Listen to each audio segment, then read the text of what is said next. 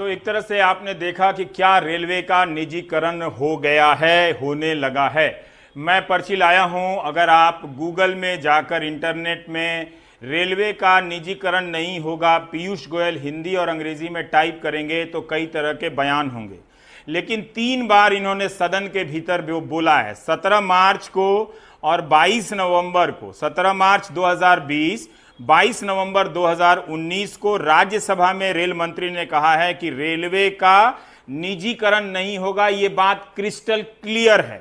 जुलाई 2019 में लोकसभा में पीयूष गोयल ने लिखित जवाब में बोला है कि किसी विशेष ट्रेन की पहचान नहीं की गई है जिसे प्राइवेट कंपनी चलाएगी। उस वक्त लखनऊ जाने वाली तेजस ट्रेन को, तेजस एक्सप्रेस को प्राइवेट कंपनी के हाथ में देने का एक बयान आया था।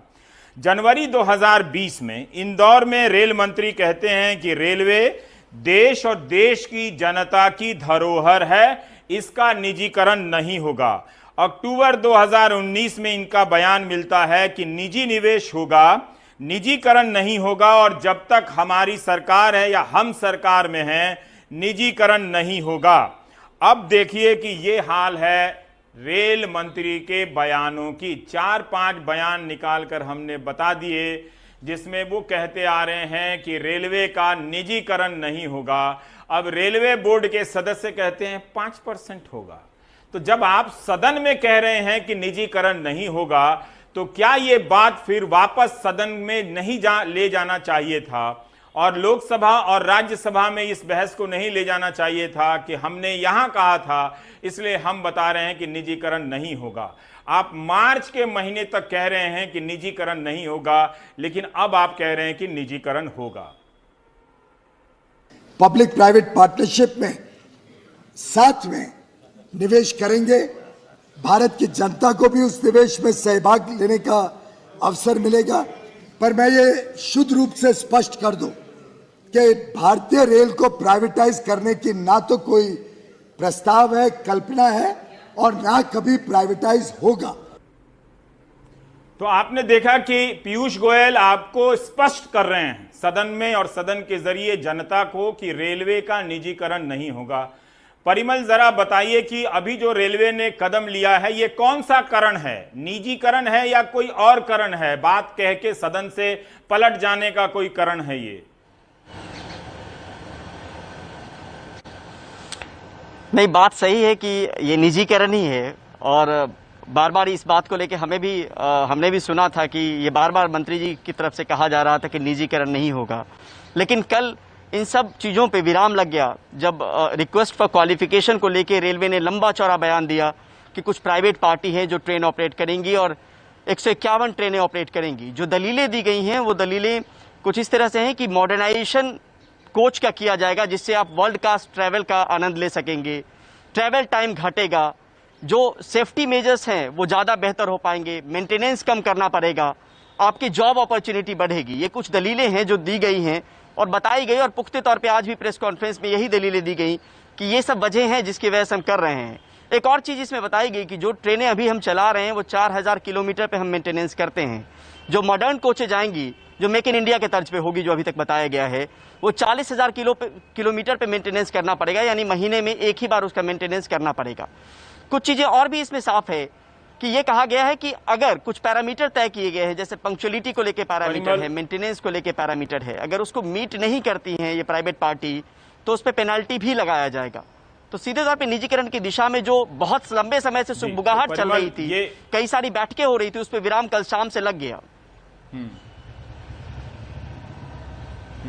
परिमल, हम ये जानना चाहते हैं कि रेलवे के यूनियनों का क्या कहना है, और ये सब जो दलीलें दी जा रही हैं कि ट्रेनें टाइम से चलेंगी, तो सरकार क्या अभी तक टाइम से नहीं चलाने में सक्षम है? रेलवे का अपना इतने दिनों का सिस्टम है जिसमें बहुत सी रेलगाड़ियां समय से भी चलती हैं, और ये जो कोच है क्या रेलवे ही बना रही है जो 40,000 किलोमीटर के बाद इससे मेंटेनेंस की जरूरत पड़ती है?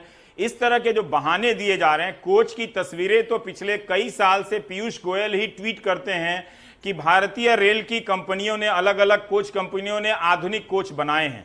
अब अचानक से कौन सी ऐसी प्राइवेट कंपनी आ गई है कि जिसके लिए आप इस तरह की बहाने बना रहे हैं? क्या ये कोविड-19 का फायदा उठाकर रेलवे को निजी हाथ में देने की कोई तैयारी चल रही है या तैयारी पूरी हो गई है जिससे अब हम देख रहे हैं?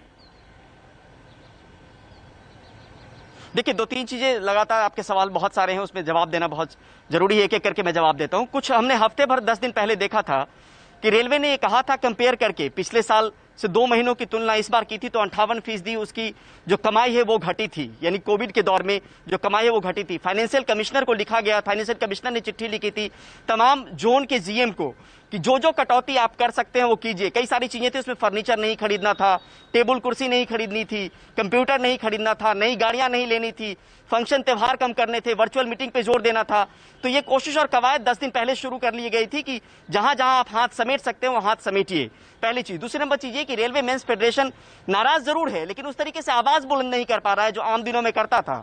शिव गोपाल मिश्रा से बात हुई, उन्होंने कहा कि ये बहुत गलत कदम है, ये अच्छा कदम नहीं है। जब दूसरे सारे देश जो है वो राष्ट्रीयकरण की ओर जा रहे हैं, तब निजीकरण की ओर जा रहे हैं, लेकिन वो आवाज बहुत प्रखर और मुखर होकर निकलती हुई नहीं दिख रही है। और यहां पर जो कहा जा रहा है, जो कोचेज हैं, वो कहा जा रहा है कि मेक इन इंडिया होगा, लेकिन उसको कौन बनाएगा इसको लेके बहुत स्थिति साफ नहीं है। लेकिन अपनी दलीलें जो आमतौर पे थोपी जाती है कि हम सही हैं और हमने जो कदम उठाया वो बिल्कुल सही है, उस दिशा को लेकर आज प्रेस कॉन्फ्रेंस भी किया गया और चीजों को लेकर बताया गया। लेकिन आप अपनी ही बात करेंगे, जो आपकी बात है, जो आपकी जबान में है, जो आपके दिमाग में है, आप वही बात करेंगे और उन्हीं चीजों को रखा गया। हम बहुत सारी क्वेरी वहां पे शांत जरूर हुई, लेकिन ये जो दिशा में बहुत दिनों से जो चल रही थी चीजें कि निजीकरण होगा नहीं होगा, बैठकों का दौर चल रहा था, उस पर आखिरकार विराम लग गया और 2023 के अप्रैल से ट्रेनें चलनी भी शुरू हो जाएंगी जो प्राइवेट पार्टी ऑपरेट करेंगी। जी, और एक और बात देखने की जरूरत है कि रेलवे सबसे बड़ी रोजगार देने वाली संस्था है। ये एक सरकारी संस्था जरूर है, मगर इसने इतने दिनों तक सिस्टम को चलाया है। अब ट्रेन देरी से चल रही है। आप पिछले 2 साल पहले जब हमने रेल सीरीज चलाई थी तब यही कहा गया कि कुछ सेक्टर में पटरियां बिछाने का काम हो रहा है, उसके बाद ट्रेनें टाइम से चलेंगी। तो उस सेक्टर में काम क्या पूरा नहीं हुआ? इस तरह के बहाने बनाकर अभी तक किसी भी सरकार की हिम्मत नहीं होती थी कि वो रेलवे के निजीकरण के मामले को छू दे। तो अलग अलग तरीके अपनाए गए, कभी जमीन देकर, कभी प्राइवेट और पब्लिक पार्टिसिपेशन के नाम पर प्राइवेट कंपनियों को घुसाया गया। इस वक्त जब प्राइवेट कंपनियां भीतर से चरमरा रही हैं, तो क्या उन्हें या पता नहीं किन्हीं खास को या पता नहीं किस वजह से रेलवे की बची हुई जो संपत्ति है वो उन्हें सौंपा जा रहा है? ये भी एक देखने का नजरिया हो सकता है। जब 2018 का समय आया था और लोकसभा का चुनाव नजदीक आ रहा था तो लोको पायलट की 1 लाख वैकेंसी निकाली गई थी। आज भी उस वैकेंसी की अपॉइंटमेंट रेलवे ने पूरी नहीं की है और कभी भी पीयूष गोयल इस पर बोलते नजर नहीं आते, जबकि ट्विटर हैंडल पर रोजाना देश भर के छात्र, भोपाल हो, गोरखपुर हो, हर जगह के ट्वीट करते नजर आ रहे हैं। तो जब खुद रेलवे ने अपने रोजगार देने की संभावनाओं को सीमित कर दिया है, तो प्राइवेट सेक्टर कैसे लेकर आएगा इस क्षेत्र में रोजगार? खासकर एक ऐसे समय में जब प्राइवेट सेक्टर चरमरा गया है, उसके पास जो रोजगार था उसमें धड़ाधड़ लोग निकाले गए हैं। कहां तो इस सरकारी सेक्टर को मजबूत कर इसमें सरकारी नौकरी देनी चाहिए थी, लेकिन अब इसमें प्राइवेट सेक्टर को हाथ में देने का ये इंतजाम हो गया। लेकिन वो भी 3-3 बार सदन में भीतर कहने के बावजूद कि रेलवे का निजीकरण नहीं होगा। मार्च से लेकर जुलाई के बीच में ऐसा क्या बदल गया कि रेलवे के निजीकरण का ये प्रस्ताव रख दिया गया? क्या अब रेलवे एक पूरी तरह से 5% की बात कही जा रही है? ये 5% भी कम नहीं है। 150 ट्रेनें आप प्राइवेट सेक्टर के हाथ में दे रहे हैं। क्या विपक्ष की बात में दम नहीं है कि इसकी बहस संसद में होनी चाहिए? लेकिन उस बहस से भी क्या फायदा? बहुमत से तो कुछ रुकने वाला नहीं है। बहरहाल ये रेलवे का निजीकरण अब दौर यहां से शुरू होता है।